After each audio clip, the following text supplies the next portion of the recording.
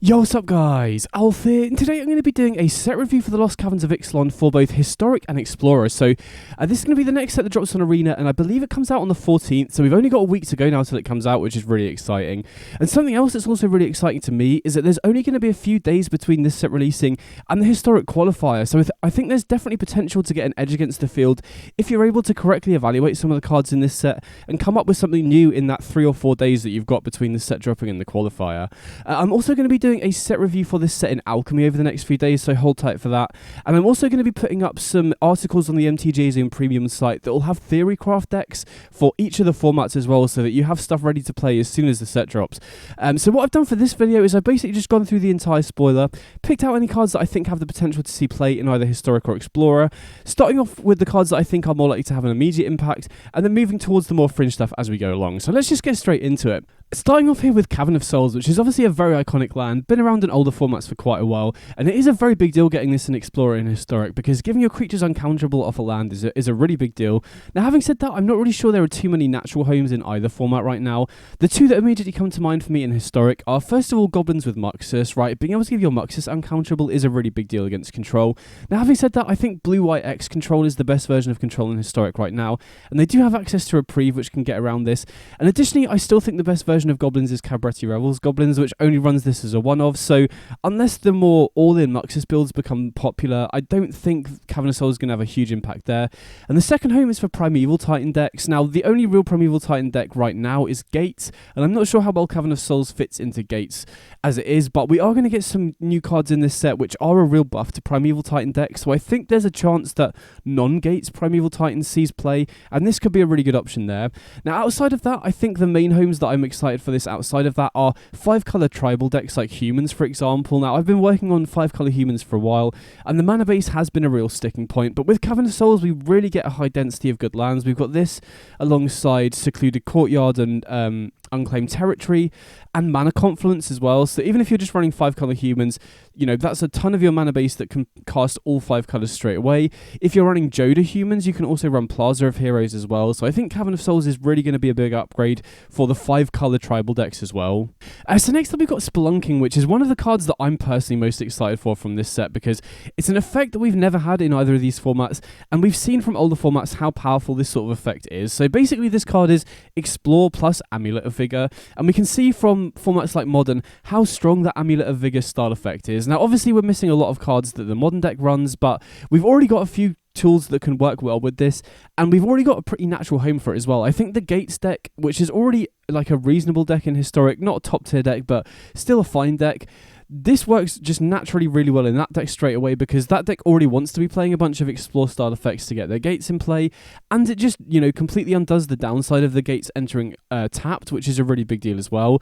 I also think Spelunking is going to be really solid alongside Primeval Titan, and the Gates deck is already running Primeval Titan, so, you know, that deck can already just slot in for Spelunking and then just run stuff like Handwear Battlements in the mana base, so that you can immediately give your Primeval Titan haste to attack again, get another trigger straight away, and then get closer towards your Maze's End. So that's just already a natural home that this is going to see straight away.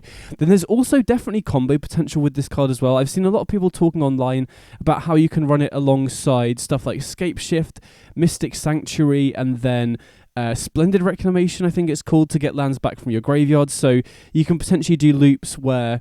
Oh, there's also Lotus Field as well that works really well with it, but you can use Scape Shift, Mystic Sanctuary, the lands that draw you a card when you sacrifice them, to loop Scape Shift, and then try and find Splendid Reclamation to immediately go off with Maze's End, or I'm sure there's a ton of combos. You know, I've not played these sorts of decks in the past before, so I think it's going to take a little while to figure out, but there's definitely combo potential with this card as well. Now, having said that, you know, my slight trepidation about these sorts of decks is that you have to run a lot of air in your deck, a lot of combo pieces to make this sort of thing work, and the combo will only work if you have Spelunking, and as far as I'm aware, there aren't that many good efficient shooters for it, so I'm not 100% sure what I think about those decks. I'm definitely going to be trying them out, but either way, I definitely think this is just naturally going to be a huge buff to the Gates archetype, because this is already really solid there, already really solid with Primeval Titan, and just running one Handwear Battlements in your mana base is such a low investment to immediately give Primeval Titan haste to speed up your clock quite a lot. So either way, I'm super excited to try this one out, and I'm going to be trying it in a lot of different shells to see what I can get to work. So next up we've got Bartolomé del Presidio. I've probably completely butchered the pronunciation on that one, but this is another one that I'm really excited for. So first of all, I think this is a really big deal for the Samwise combo in Historic because it gives you a 2-mana infinite sacrifice outlet that can replace Woe Strider. And the main 2 reasons why I'm excited for that is, first of all, it enables you to run Lurrus, or it's another big reason to be running Lurrus. Now, we do already have Altar of Dementia, which enables you to run Lurrus versions of the deck, and I do think the Lurrus versions of the deck are quite a bit weaker, but the big difference between this and the Altar is that it's a creature so that we can find it off Chord of Calling, which is a really, really big deal, right? The big weakness of the Lurrus versions of the deck is you can't Chord of Calling for your sacrifice outlet. Now you can, which is a really big deal. Now, having said that, I think running Lurrus does mean that you lose out on a lot of other really powerful cards. I still think the Knight Errant of Eos builds are the best, and you lose access to that. You lose access to Yawgmoth of Chord of Calling. You lose access to really good sideboard cards like Arastra and Dranet and Linvala as well. So I'm not 100% sure that Lurrus will be the correct way to build it because I feel it makes the deck a lot more one-dimensional and less able to pivot. However, another really nice thing about having this as a replacement for Woe Strider is it's also a really nice incentive to be running Tyvar as well. I think one of the main reasons that Samwise in general doesn't want to be running Tyvar is because you can't hit all 3 combo pieces off it. Now with this, you can, because you can hit Cauldron Familiar, you can hit Samwise, and you can hit this all off Tyvar. And additionally, you can get this back from the graveyard with Samwise as well. And the other nice thing about Tyvar is it also, gives you more reasons to run some other nice tools like Rezug and Priest of Forgotten Gods because you can activate them immediately off the Tyvar. You could also consider running main deck Elven Chorus because Tyvar and Elven Chorus is a really nice synergy there as well. So I definitely think this is going to be a huge deal for the Samwise combo. Even if it doesn't change the deck in a huge way, it just lowers the curve. It just means that you can, run a cheaper card instead of having to run Woe Strider, which is a pretty big deal. So really excited to try it out in a different shell for the Samwise combo. And then outside of that, I do think it has potential to see play elsewhere as well. 2-mana free sacrifice outlet is going to be good with Agatha's Soul Cauldron in a number of decks, like maybe just a sacrifice deck with Priest of Forgotten Gods and stuff like that, or potentially Hardened Scales as well. It's obviously nowhere near as good as Arcbound Ravager, but it is kind of reminiscent of that, and having Hardened Scales with Agatha's Soul Cauldron and potentially stuff like Zabaz as well could work really nicely. And then additionally, it's the first 2-mana sacrifice outlet that enables Rally the Ancestors, which is a really cool deck. I think the main reason that kind of the Rally the Ancestors Aristocrats deck hasn't really been viable is because we didn't have a cheap sacrifice outlet to get back off the Rally, and now we do. I think the Rally decks are going to be viable. Now, I'm not sure how good they're going to be, but having this sort of deck viable is sick, because I think these sorts of decks are really cool for sure. So next we've got Spyglass Siren, which is basically the blue version of Voldaran Epicure or Thraben Inspector, and we've seen from the past how good these 1-drop creatures are that put an artifact token into play. Now, I think blue is a little bit more of an awkward colour than red and white. I think red and white typically have better uses for these sorts of cards, but this having flying is a pretty big deal because it means it's just a much better threat. It's much easier to attack in with this, which is pretty huge. And I can think of some homes that would already want this, right? I think the blue-white affinity deck could be very interested in this, particularly if you're running a very ramp-heavy version of the deck, because this enables both Moonsnare Prototype and Springleaf Drum off 1 card, which is really huge. I've tried these very fast, low-to-the-ground blue-white affinity decks with a lot of ramp, like 4 Springleaf Drum, 4 Moonsnare Prototype, but there just weren't enough creatures that were good at enabling both of those in the early game, and this seems like a really solid addition there. And just, even outside of that, I think there'll be a lot of decks in future that are interested in this sort of effect as well, because, we've seen the utility that these sort of 1-drops can provide in the past, and I definitely expect this one to see play going forwards, even if it doesn't see a ton of play immediately. Then next up we've got Molten Collapse, which I think is going to be a huge deal for the format, because first of all, we don't have access to Dreadmaw in Explorer or Historic, which is a card that's already seen play quite a bit in Rakdos midrange in Pioneer, and this is just a strictly better version of Dreadmaw. And I think the upside of this card is very, very relevant, particularly in Historic. So first of all, I think one of the big drawbacks of running Rakdos midrange in Historic right now is the Devotion matchup, and that is mainly because of Utopia Sprawl. I think Devotion was a lot closer between Rakdos and Mono Green previously when Fatal Push just took out all of their 1-mana dorks. Now with Utopia Sprawl, that's really changed the dynamic on it, because Rakdos didn't really have a good, efficient way to deal with it. And I think Molten Collapse definitely does undo that matchup disparity a little bit. Now, having said that, this isn't very good against Utopia Sprawl if you're going second, because the opponent gets that first lot of ramp off it. But having a main deckable answer to Utopia Sprawl is a really big deal. Plus, I think that, it's very easy for these Rakdos decks to trigger Descend, because you've got stuff like Fable of the Mirror Breaker, trigger, Seasoned Pyromancer that can discard cards. You've got stuff like Bloodtithe Harvester that you can sacrifice. Now, it is worth noting that you don't trigger Descend if you sacrifice a token, so you don't get it if you sacrifice the Blood token off Harvester, for example, but you know, even without triggering Descend, this is still just a perfectly good card with a really solid floor of just 2 mana sorcery, kill a creature or planeswalker, which is the sort of effect that Rakdos midrange wants to be running as well. And then on top of that, I think this is going to be very relevant in decks that want to answer graveyard hate. So I'm very excited for this for this card in a deck like Mardu Reanimator, for example, because that's the deck that is going to be, you know, triggering Descend very consistently because they want to be looting cards into the graveyard quite a lot.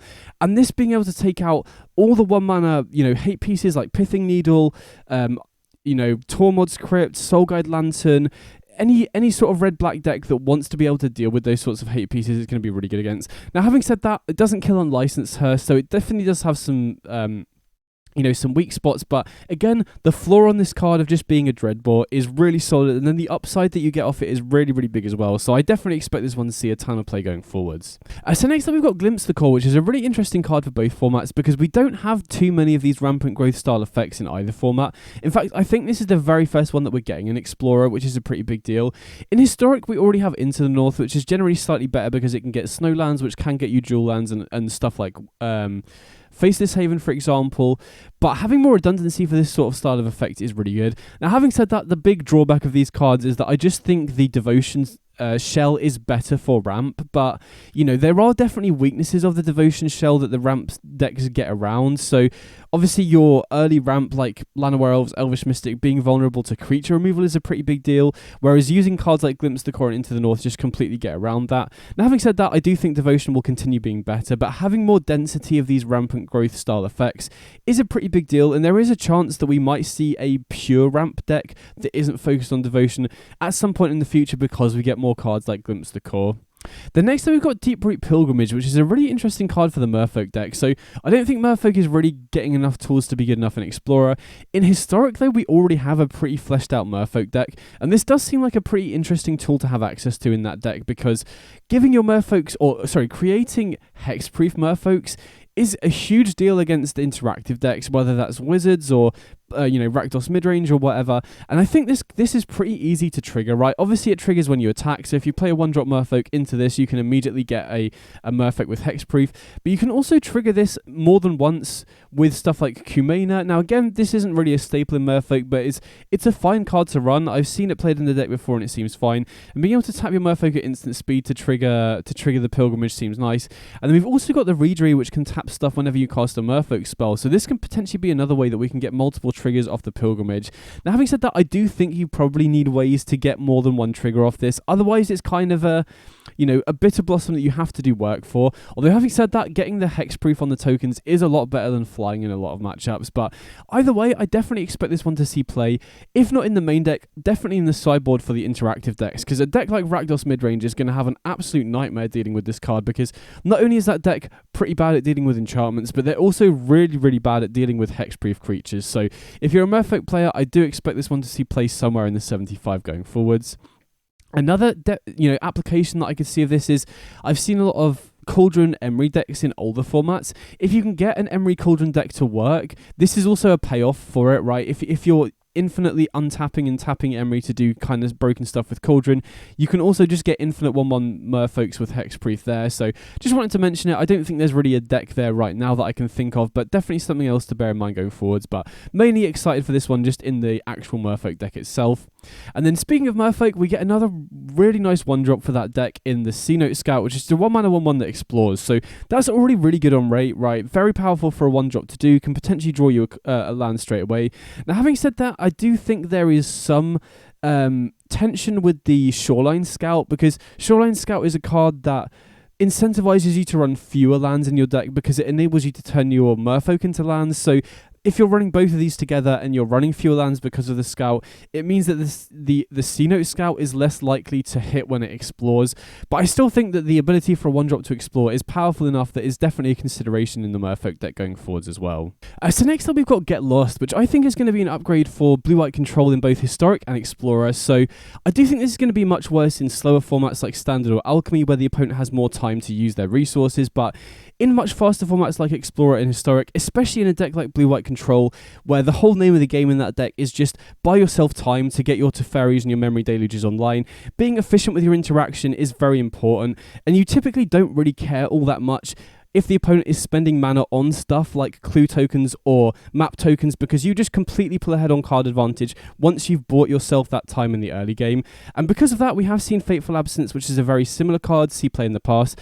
And I think that the map tokens are just much more difficult for the opponent to use than the clue tokens, because first of all, they need a creature in play to be able to use this. Second of all, it's sorcery speed, so they have to invest their mana, during their main phase. They can't do stuff like, if you're defending Teferi, you kill one creature, they can't crack a map token during combat to buff the other creature, which is a pretty big deal. You can kill the creature in response to stop it getting buffed, and even if the opponent does draw cards off the Explore, they're only able to draw lands, and you don't really care too much about lands. You're much more worried about threats, which is why I think Fateful Absence is generally much better. So in Blue-White Control and Historic, I have been running Soul Partition as my 2-mana instant speed interaction, and I do think you need to be running 2-mana instant speed interaction in Historic, because you need to be able to deal with early stuff, and you need to be able to defend Teferi the turn it comes down as well. And I do probably think that this is better than Soul Partition. Soul Partition, if you use it early, the opponent can recast a problematic threat later, whereas it's much more difficult for them to efficiently use the map tokens, I think. However, having said that, I think in Historic right now, there's a chance that Fragment Reality might be more important, specifically because of Devotion. I think Fragment Reality is very important to being able to take out Utopia Sprawl, although having said that, I'm really not a big fan personally of main decking Fragment Reality in Control unless it's really necessary, because giving the opponent, replacing one of their creatures with another creature is pretty bad. So I definitely expect this one to see play in Historic and Explorer, Blue-White Control, and I wouldn't be surprised if it does become better than something like Soul Partition going forwards. So next up we've got Bitter Triumph, which is another instant speed 2-mana removal spell, and I think this one is pretty appealing if you're running a deck that either has specific discard synergies like Reanimator or Madness, for example, or you actively want to be losing life, like if you're playing Death Shadow. So again, pretty narrow card, because I don't think you want to be running this in just generic mid-range decks, because even though you can destroy planeswalkers as well, we've seen from Infernal Grasp losing 2 life, or in this case losing 3 life, is a very big cost. But like I said, if you do have a lot of discard synergies and you want to be discarding specific cards to the graveyard, or you want to be losing life, this is a pretty interesting option to have access to. The next up we've got Souls of the Lost, and again, in a similar way, I think this card is only really going to see play in decks like Reanimator, where you want to be discarding specific stuff, and it also just doubles up as a decent threat, right? If you are playing a deck like Reanimator, you're going to be filling up your graveyard pretty quickly, so this grows quite a lot. So it's basically an enabler and a threat in and of itself. So I'm definitely going to be trying this out in Reanimator. I think this is specifically could be a very good best of one card as well, but we'll have to see how it plays out. So next up we've got Dreadmaw's Ire, which is a really interesting sideboard card because it doubles up as a reasonable combat trick that also kills an artifact for 1 mana, which is so good on rate. So the 2 decks that spring to mind that I think could be interested in this are, first of all, Explorer Boros Heroic, and Historic Izzet Wizard. So if either of those decks wanted to have artifacts removal in the sideboard, they'd normally have to run stuff like a Braid, which is, fine because it can kill creatures or artifacts as well, but the fact this forwards your own proactive game plan, forces through damage, and kills artifacts at the same time is so good. So if those sorts of decks are interested in having artifacts removal in the sideboard, this definitely seems like a really solid option. Now, having said that, the big weakness of this compared to cards like a Braid, for example, is if the opponent kills your creature, it can obviously fizzle it. So you would only really want to be running this if the artifact that you would want to be able to kill is running a deck that isn't running a ton of interaction. But if that's the case, I definitely think this is a really solid sideboard card for those sorts of decks going forwards. So next up we've got Inti, Seneschal of the Sun, which I'm mainly excited for in Explorer and Historic alongside Pia Nalaar. So Pia Nalaar we've seen from both formats is a very powerful card. In Explorer there's already the Boros Pia decks everywhere. In Historic we haven't seen a ton of them, but we do have Retrofitter Foundry, which is a really nice payoff for having Pia Nalaar. And I think Inti is a really nice enabler for the more aggressive versions of those sorts of decks because it's just a consistent way that you can trigger Pia every single turn. Obviously you would need to be running a very low to the ground deck in order to consistently be able to cast what you exile off it, but this seems like a really solid enabler. You can run a lot of copies of it because it's legend. Even though it's legendary, you can discard additional copies of it to keep getting the exile effect on it. Now the downside is that you typically have to attack to discard a card, but the fact that this triggers whenever you discard a card means that you can enable it off other discard enablers. So the first other card that came to mind for me in Historic is Gitu Ember Coiler, which is a card that I've tried in Pia decks in the past, and this seems like it's really nice with Inti because if you discard a card off the Gitu Ember Coiler, you get to exile 2 cards to be able to trigger twice. trigger Pier twice, potentially. So this seems like a really interesting kind of setup for Pier decks in Historic. Again, I'm not 100% sure if it sees play in the Pier decks in Pioneer or Explorer, because those decks kind of lean more heavily into the burn side of things with the prowess creatures. But again, I think this is definitely an interesting option for a Pier deck, and I'm going to be trying it out for sure. So next up we've got Anim Pakal Thousandth Moon, which is kind of similar to Adeline, which is obviously a very powerful card. Now, this being a 1-2 as opposed to an X4 is much worse, especially when there's a bunch of burn spells running around in Historic, stuff like Wizards. However, I do think this card could potentially see play specifically in Winota in Historic, because it's another human that creates non-humans that can trigger your Winota, and it does snowball the game pretty quickly. That is already a deck that's running Give Riverines and Juggernaut Peddler to try and protect your creatures, and this does snowball the game pretty quickly because you can produce a bunch of extra tokens every single turn. Now again, I'm not really sure how good the Winota deck is in general right now, because how good Winota is in Historic typically depends on how good Will is. I think Winota as a deck was very good when the One Ring and Shielded were everywhere, which isn't really the case anymore. I think Winota really struggles against decks like Devotion, Yawgmoth, and Samwise. So again, I'm not really sure whether this can have a huge impact, just because I don't think Winota is that well positioned right now. But if the metagame shifts to Will being good again, I definitely think this could be a player in the Winota deck going forwards. So next up we've got Tarrian's Journal, which is a really interesting sacrifice outlet. So early on it's a sacrifice outlet, and then you can discard your hand and transform it into this land that enables you to cast creatures from your graveyard. So first of all, I think the big drawback of this card is that it's legendary. If this wasn't legendary, then I think you would potentially be running more than one or two of. But to be honest, I think the decks that this slots into probably don't want to be running many copies of it anyway. I think one of the more natural homes for it could be Rakdos Sacrifice and Explorer. Now, having said that, that's already a deck that's incredibly tight for spaces, so it might not make the cut there, but having a repeatable sacrifice outlet could potentially be good there, and running it as a one-of completely mitigates the legendary downside as well. In terms of Historic, we don't have a clear sacrifice deck, I should say. Obviously, with Goblin Bombardment coming out recently, we've seen a resurgence in those sorts of decks, and this could be nice as a one or two of in Goblin Bombardment decks to give you more redundancy for a repeatable sacrifice outlet. Although having said that, you can only use it once, so it's obviously not as good as Bombardment itself. And then outside of that, a deck like Abiding Grace is a deck that does want these repeatable sacrifice outlets as well. Although having said that, Abiding Grace already casts your creatures from the graveyard, so I'm not sure how much utility you'd get off the backside of this. But either way, I do think the power level is potentially there, and a deck like Rakdos Sacrifice in Explorer could potentially be interested in running this as a one-of. We'll have to see. Then next up we've got the Ancient One, which is a really interesting card. So 2 mana 8/8 is obviously just crazy. Can't attack or block with it unless there are 8 or more permanent cards in your graveyard, and it does have this looting ability that also mills the graveyard to kind of set it up itself, which is pretty nice. But the main home I'm excited for this one in is Fight Rigging in Explorer. I don't think Fight Rigging in Historic has really been that good recently. Maybe this is a good enough enabler, but the really sick thing about this in Fight Rigging in Explorer is it enables Fight Rigging to just go off on turn 3, which isn't something the deck's been able to do in the past, right? You typically have to go Elf into something like Rotting Register and then play the Fight Rigging afterwards. So being able to curve this into Fight Rigging on turn 3 is pretty nice. Now the downside of the Fight Rigging decks generally is that you typically have to run a lot of expensive cards to maximize your Fight Rigging actually having a big impact on the game, and then those cards are pretty bad to draw. So the fact that this has a natural discard outlet for those sorts of cards is pretty nice. And the other thing is you could potentially try and morph Fight Rigging and Reanimator into the same sort of shell, and this could be good at both because the activated ability does set up your graveyard, and then you could run expensive creatures that you can also then reanimate as well. And this is kind of a really nice piece for both of those sides. Now again, not 100% sure if that will be good enough to compete, especially in a format like Historic where everything's a lot faster, but definitely wanted to highlight it because it's a very cool card. And definitely let me know in the comments if you have any more applications for this sort of card, because this is definitely the sort of card where I feel like it could be doing more, but I just can't figure out what else it can be used in, if that makes sense.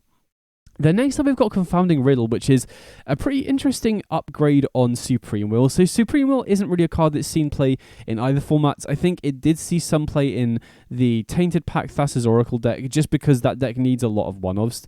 But I do think the upgrades on this card are very meaningful. So counter a target spell unless its controller pays 4 instead of 3. That is definitely a pretty big upside for sure, but I think the main difference that I'm excited for with this card is that when you look at the top 4 cards, you put the rest of them into your graveyard rather than back into your library. So I think if you're running this card, you're going to be running it in a deck that wants to be filling up the graveyard. So I don't know whether that will be like a controlling Greasefang style deck, a controlling Reanimator style deck, or even if it's just a way to fuel your Snapcaster mages. I'm not 100% sure, but this definitely does seem seem like it could be worth considering if you're running an interactive deck that wants to be running graveyard synergies. You know, like I said, we have seen Esper Greasefang in the past as a controlling version of that combo.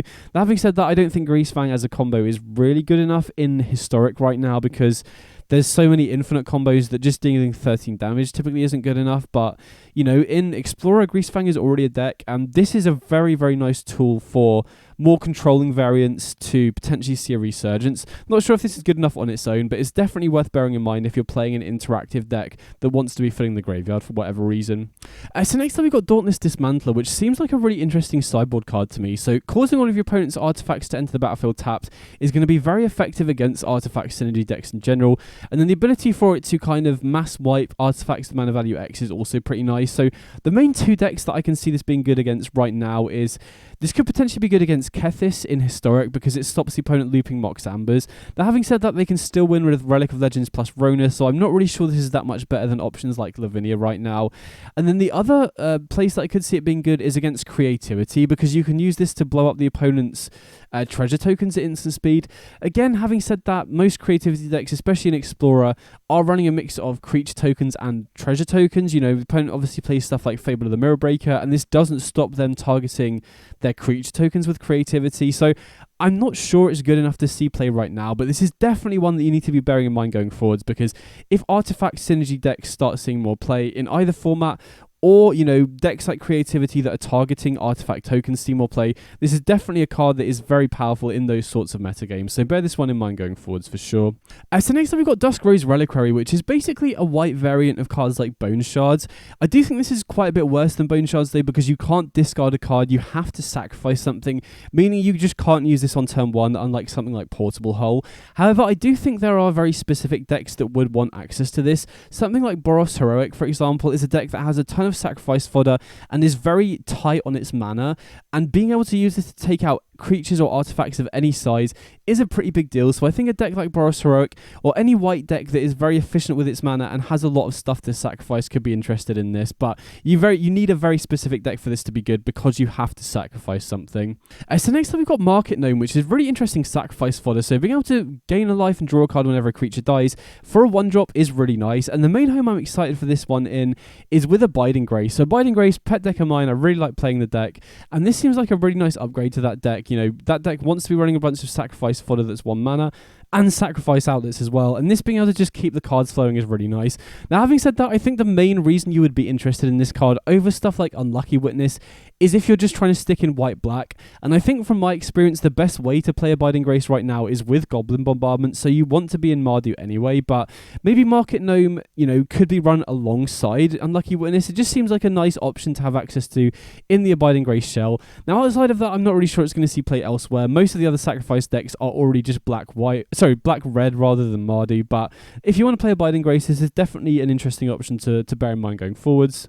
So next up we've got Kutzil's Flanker, which I think is a really interesting utility sideboard card. So 3 mana creature with flash, and the 2 modes that I'm really interested in this for are the Exile the Graveyard and the +1/+1 counter synergy. So the ability to Exile the Graveyard at instant speed is obviously good against a number of decks. In Explorer you got stuff like Greasefang, and Historic you still got stuff like Kethis and Reanimator, so you can either just hold open 3 mana and flash this in to exile the opponent's graveyard, but you can also hit it off stuff like Collected Company and Chord of Calling. So this seems like a really interesting option in kind of maybe green-white toolbox sort of decks there as well. Now obviously being 3 mana is quite a lot for graveyard hate. You typically want it to be cheaper to be able to stop stuff like Greasefang on curve, so maybe you want Soul Guide Lantern, maybe you want Remorseful Cleric instead. But the other nice thing about this card is I also think it's good against control because of the first ability. So the ability for it to enter with a +1/+1 counter for each creature that left the battlefield this turn is nice if the opponent's playing a deck like control and they sweep your board, right? If they kill all your creatures and then you flash this in afterwards and put, 4 or 5 +1/+1 counters on it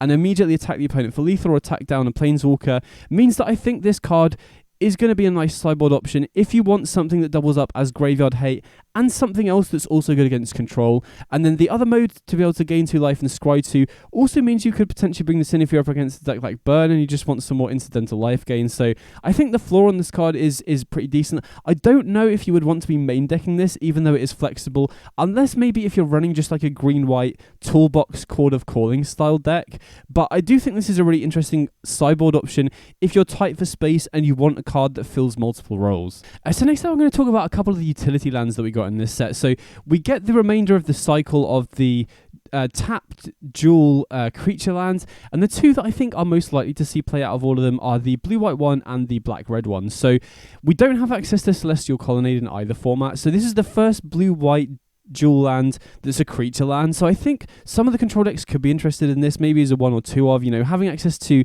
creature lands is a nice way to close games out in control. We do obviously have Hall of Storm Giants, but that's a very big mana investment. So the nice thing about the Anchorage here is that as the game goes on and you have access to 5 or 6 mana, probably 6 mana onwards, you can fire this up and then attack and still have mana open for your counter spells and your interaction as well. So I do think that the blue-white control decks could be interested in this as a one or two of potentially. And then the black-red one, again, pretty cheap to activate, which is a pretty big deal. And it also loots when it attacks as well. So I do think that maybe Rakdos midrange, maybe Rakdos Sacrifice could be interested in this as a one of potentially. But this is definitely one to bear in mind going forwards. I'm not a huge fan of tap lands in mid-range or sacrifice decks in general, but we've seen from Den of the Bugbear, Hive of the Eye Tyrant, how useful creature lands can be to close games out in those style of decks. So I wouldn't be surprised if this saw play in low numbers in those sorts of decks as well.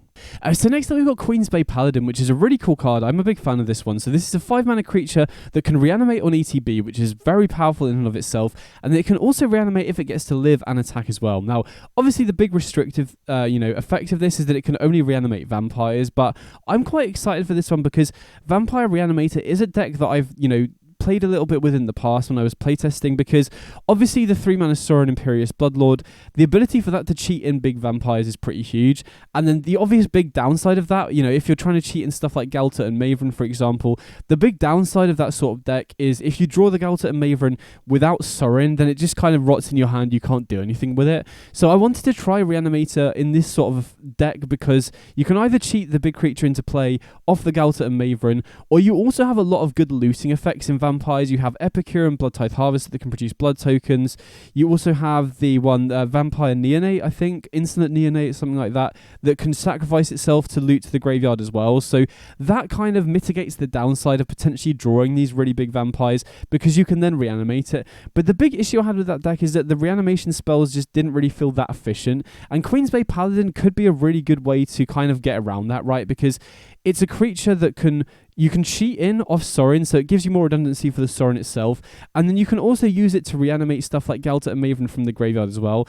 Even outside of that, you could just run more of a value vampire deck. You don't need to be running crazy stuff like Galta and Maven. There's already just decently sized vampires like Champion of Dusk and Evelyn that you could run alongside this as well. So I definitely think this is a really nice upgrade for the Vampires tribe, and I'm definitely going to be trying it out. Probably more of an Explorer card than a Historic card, but I'm definitely going to be trying this one out anyway. So next up we've got Stalactite Stalker, which I think could be worth trying in Rakdos Goblins. Now, I definitely think that Cabaret Revels Goblins is much better than Rakdos Goblins, but I think traditionally in the past, the big weakness of Rakdos Goblins has been just a lack of good one-drops. I think Prospector is obviously just the best one by far, and I think Trap Finder is also pretty good, but after that, the quality starts to drop off quite a lot. Now, recently I have been toying with the idea of running Goblin Bombardment in a Goblin Shell, because there is a really, there's a lot of good sacrifice payoffs in that archetype, right? You've got Pashlik Mons, which is essentially the Goblin version of Mayhem Devil. You've got Slingang Lieutenant, which works really well with that sort of shell. You've got Runveld Hordemaster, which is a really nice payoff for sacrificing stuff as well. And Stalker could be a really nice one-drop that pays you off for sacrificing stuff as well. Now, having said that, it could just be better to run one-drops that are good to sacrifice. Maybe stuff like Cacophony Scamp is better with the Goblin Bombardment, but I'm definitely going to be trying it out just to see how it feels, and I do think this could be a reasonable option in that sort of deck. But again, maybe not. We'll have to see how it plays out. The next time we've got Helping Hand, which is basically the white version of Unearth that doesn't have cycling and the creature enters tap. So it is quite a bit worse than Unearth, but I wanted to bring this up because obviously if you're not running a black deck, you're not going to have access to this sort of style of effects. And also Unearth isn't legal in Explorer either. So having said that, I think the main deck that would be interested in this sort of effect is Greasefang, and the creature entering tapped is a really big drawback for the Greasefang deck specifically, so I'm not really sure there's a great home for it. I mean, in Historic, maybe if you wanted to run more than 4 Unearth, like if you're running a bunch of, Monastery Mentor style effects and you wanted to have a really high density of this sort of reanimation style of effect, maybe you want 4 Unearth, 4 Helping Hand. So again, I'm not sure there's a really good home for this, but it's definitely one that's worth bearing in mind going forwards, I think. Then next up we've got Kitesail Larcenist, which is a really interesting, take on the kind of brutal Cathar Skyclave Apparition style creature that counts as removal. So the fact that it has Ward 1 is really big on this sort of creature, right? So it enters the battlefield, turns one creature on each side of the battlefield into a treasure token. So basically it just, shuts that creature off until the Larcenist dies. And like I said, having Ward 1 is pretty big deal, right? Because the big weakness of running cards like this and Brutal Cathar over stuff like Skyclave Apparition is the opponent will just get their creature back if they can kill this. So having some inherent protection on the Ward 1 is really big.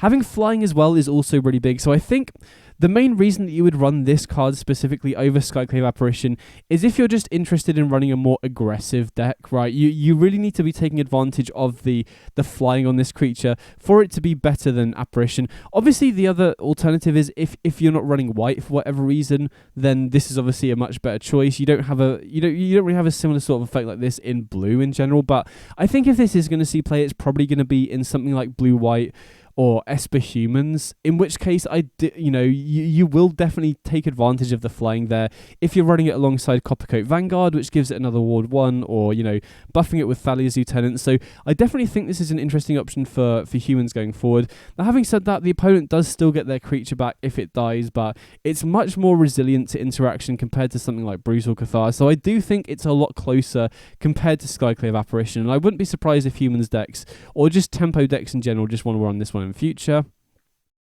Then next up we've got Preacher of the Schism, which is a really interesting card. It's a 3-drop that definitely snowballs the game if it's left unchecked. Kind of reminiscent a little bit of Graveyard Trespasser. I still think Trespasser in a vacuum is probably better because of the ward. But having said that, Trespasser doesn't really see play. So I think, I wanted to bring this one up specifically because of the Vampires deck. I don't think this is good enough to make the cut in just red-black mid-range in either format because I think Trespasser is better in Explorer, and in Historic we already have Crucius, Seasoned Pyromancer, Fable of the Mirror Breaker, all of which are much better than this. But in Vampires specifically, this has Death Touch, which is a very big deal against stuff like Shieldred, for example, and it does snowball the game. The tokens that it creates being vampires as well also synergize with your other vampire synergies that you got going on. So I definitely think this could be an interesting option if you're running specifically vampires, and it is, it is a reasonable mid-range tool, but I just think in both formats, the other 3-drops that we already have access to are better than this. So if this does see play, I imagine it's just going to be in Vampires. But like I said with the Paladin, we are getting a couple of upgrades, so maybe the deck does get a bit better with this set. So next up we've got Trumpeting Carnosaur, which is a card that I wanted to bring up for a couple of reasons. First of all is I think it's good in Reanimator decks, because we've seen from the Troll of Khazad-dûm in the Lord of the Rings set how nice it is to have reanimation targets that just send themselves to the graveyard. You don't need to do any work to get them there, and this seems a pretty nice reanimation target, right? Discover 5 on ETB on a 7/6 trample body is pretty nice if you can do it ahead of curve. Now obviously 3 damage for 3 mana is pretty overcosted, but I can still imagine this is pretty nice to be able to just kill a creature and then just reanimate later in the game as well. Very little investment if you are running a reanimation deck. Very, very little setup, I mean. And then the other home I'm excited to try it in is potentially in Fires of Invention decks, because this enables you to, utilize your mana when you have Fires in play and mana left open, and is a decent card to cast once you have Fires in play. Now having said that, most of the Fires decks are wanting to run Karuga, so typically you value cards that you can activate on turn 2, like Bone Crusher Giant and Brazen Burrow a little bit more. So I'm not sure it really makes the cut in Fires of Invention decks, but I do think Reanimator could be interested in this sort of card, so I'm definitely going to be trying it out going forwards. Then next up we've got Amalia. I'm not even going to try and pronounce the rest of it, but I wanted to bring this one up because it does combo with Wild Growth Walker. Now obviously Wild Growth Walker hasn't been viable in either format for quite a while, but this is a pretty interesting combo, right? Because once you have both of these in play, all you need to do is explore once or gain some life, and then they kind of just loop until Amalia hits 20 power, and then when that happens, you basically just wipe the entire board other than the Amalia, and you're left with a really big creature, and you've explored a ton of times. So you've put a ton of lands into your hand, put a bunch of stuff into the graveyard. So I'm not 100% sure this is going to see play, to be honest. Even in Explorer, I'd be very surprised if this ends up being good enough for Historic. But in Explorer, I am kind of tempted to try this in a Bolus's Citadel shell, because back in the day before Bolus's Citadel was running stuff like the Sacrifice Shell, the best way to not break off the Bolus's Citadel was to run Wild Growth Walker and Explore cards, because you could, have the Wild Growth Walker in play, cast stuff like Jadelight Ranger and the other Explore cards to get lands off the top, and then you gained the life back that you were spending to cast the cards off the Wild Growth Walker. And Amalia does seem like it works pretty nicely with that, right? Because if you do run Bolus's Citadel alongside, Wild Growth Walker and Prosperous Innkeeper, for example, having Innkeeper and Amalia in play with Citadel is really solid, because every creature you cast, you gain a life back, you get to explore, so you can, get lands off the top of your library. So again, not 100% sure it will be good enough, because the current Bolus's Citadel shell hasn't really seen much play, because it's a lot of setup. It's very weak to discard spells, so not 100% sure it's going to be good enough, but I'm definitely going to be trying it out, and I think Citadel is probably the best shell for this combo. And then finally we've got Ojer Axonal Deepest Might. So again, this isn't one that I'm super confident about, but it definitely has a very high ceiling. So the ability to turn all of your ping damage into 4 damage is pretty huge. So first of all, obviously works very nicely with Onikol Anvil. If you can trigger this, you go Onikol Anvil, get the Ojer Axonal in play, and then you can start dealing your opponent 4 each time.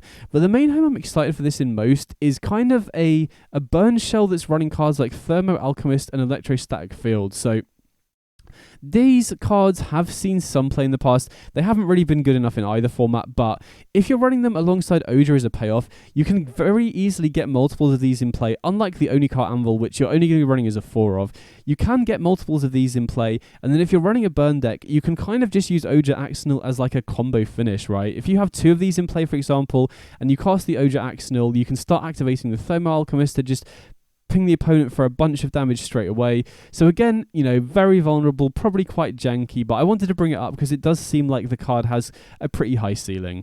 But anyway, those are all the cards that I thought could see play. I'm really excited to try them out, and I'm especially excited that the set release is so close to the qualifier, so I think people who do figure out good stuff straight away could definitely get rewarded in the upcoming qualifier. Now, again, there's definitely a risk to running untested or brand new stuff in the qualifier, so I'm still not 100% sure if I'm confident enough in the ideas that I've got to do that. But either way, I'm really excited to see what people come up with, not only when the set drops, but for the historic qualifier that's coming up as well.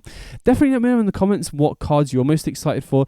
Definitely let me know if you think there's anything I missed off, because it's very difficult to try and evaluate every card in the format. There's probably some stuff that I missed out, and especially on top of that, if there's any applications of these cards that I talked about that I didn't mention, definitely let me know in the comments as well. Either way, I'm really excited for this set to drop. Got a lot of cool ideas.